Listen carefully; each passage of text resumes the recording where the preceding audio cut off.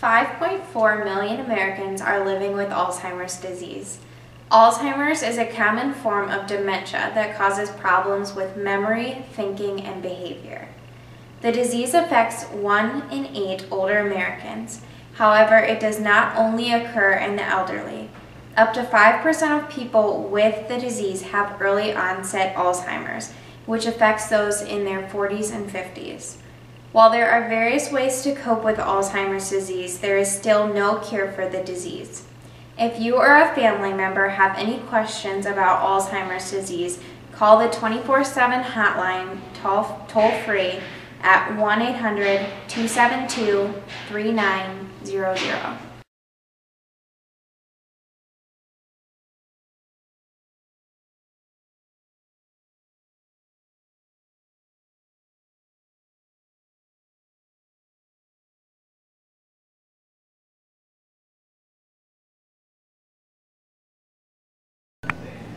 Hello, my name is Dr. Elizabeth Warner and I am a geriatric psychiatrist. My first client today is a college student named Rachel. Rachel's grandmother was recently diagnosed with Alzheimer's disease. She has now moved in with Rachel and her family, who will be her caregivers.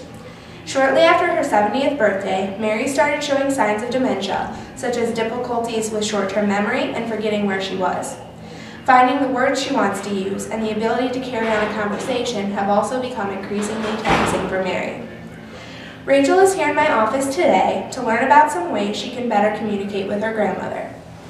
So Rachel, tell me a little bit about why you're here today. Well, my grandmother was recently diagnosed with Alzheimer's disease. I'm having trouble having conversations with her. I will tell her something and a few minutes later she'll forget. And our conversations can never progress. Okay, that's very common. One of the things that can help your grandmother stay on track with a conversation is repeating key terms.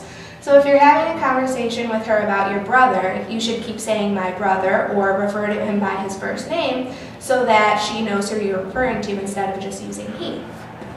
In these scenarios, I'll pretend I have Alzheimer's And I'll pretend to be her caregiver. This is something that a caregiver should not say to a person with Alzheimer's disease. Don't you remember her? She's your granddaughter. This is how you should approach the situation. Oh, you know your granddaughter Elizabeth. She was here the other day. Oh yeah, Elizabeth. Okay, I'll definitely keep that in mind. I also noticed that my grandmother is struggling to remember simple words.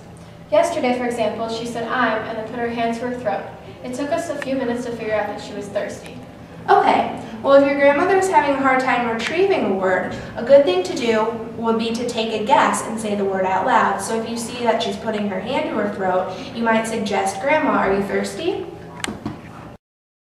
This is something that a caregiver should not say to a person with Alzheimer's disease. The other day, I saw a cute little... What are you talking about? I don't understand. This is how you should approach the situation. So the other day, I saw a cute little... You mean a butterfly? Yeah, a butterfly. Oh, okay, you saw a butterfly. Awesome. Yeah.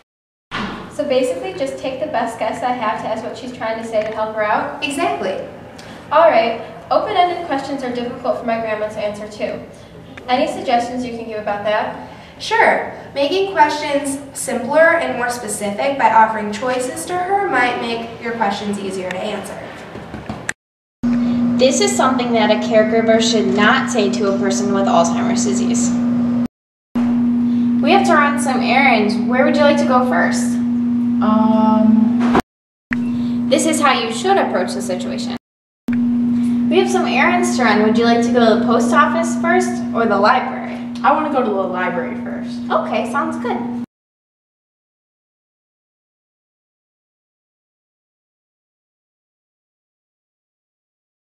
This is something that a caregiver should not say to a person with Alzheimer's disease. So I was at the mall the other day and I was with Sally and we found this wonderful shirt that I knew that you'd like. It was red and it had lace on it and it was really, really pretty. This is how you should approach the situation. I found a red shirt that you would like. Oh wow, I probably would like that. Thank you for the tips. I think they will be very helpful. You're welcome. Come back anytime.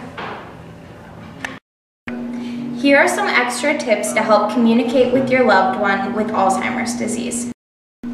You should avoid saying the question, "Remember?" This upsets them. You should avoid arguments. This will frustrate the person with Alzheimer's. This is something that a caregiver should not say to a person with Alzheimer's disease. Yeah. What time are we eating dinner? 5. 5? Yeah. By the way, your sister called the other day. She wants you to come over tomorrow. Oh, I should call her back. That's a good idea. Oh, what time are we eating dinner? I just told you we're eating at 5. This is how you should approach the situation. What time are we eating dinner? 5. Hey, your sister called the other day and she wants you to come over tomorrow. Oh, that's a good idea. I should call her back. Oh, what time are we eating dinner? 5. In all these scenarios, the caregiver should always speak slowly and in a calm tone of voice. When speaking with a person with Alzheimer's, be sure to make eye contact with them. Also, avoid interrupting the person. Give them time to produce a response.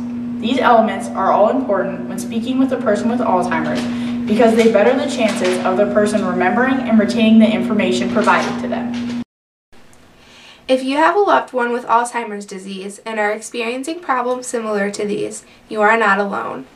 Do not hesitate to ask for help. Counseling and support groups are available for families with people with Alzheimer's disease. If you have any questions, please call the Alzheimer's helpline at 1-800-272-3900.